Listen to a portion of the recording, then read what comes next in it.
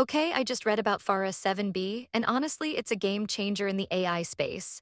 It's a small language model with only 7 billion parameters. Wait, 7 billion. That sounds tiny compared to the bigger models out there. How does it compete?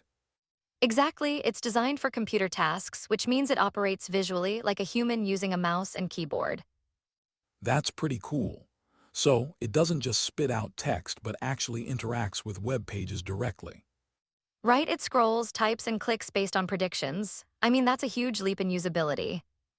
But doesn't that raise concerns about accuracy? If it's making real-time decisions, how does it ensure it won't mess up?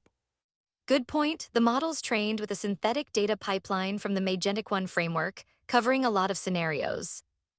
So it learns from a variety of tasks and websites. That's a pretty robust approach. What tasks can it automate? It can handle everything from searching for information to booking travel and restaurant reservations. Super practical. But let's think critically for a second.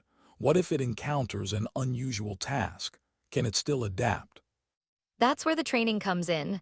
It's built to be efficient, averaging around 16 steps per task compared to 41 for similar models. Wow, that's a significant difference. Does that mean it's also faster?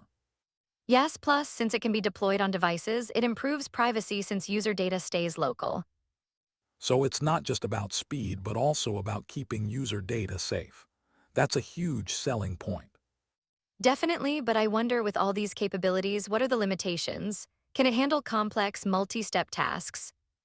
Well, it's designed for that too, but some complex tasks may still trip it up, especially if they're not common. Right, and considering it's still an experimental release, there might be bugs and issues that pop up. Totally. They recommend running it in a sandbox to avoid any mishaps with sensitive data. Smart move, what's interesting is its performance in benchmarks. It actually outperforms larger models in some cases. That's unexpected. You'd think bigger models would always win out. What kind of benchmarks? It excelled in the Webtail bench, which focuses on real-world web tasks, 609 tasks across multiple categories. So it's tested in a variety of situations. That makes its successes even more impressive.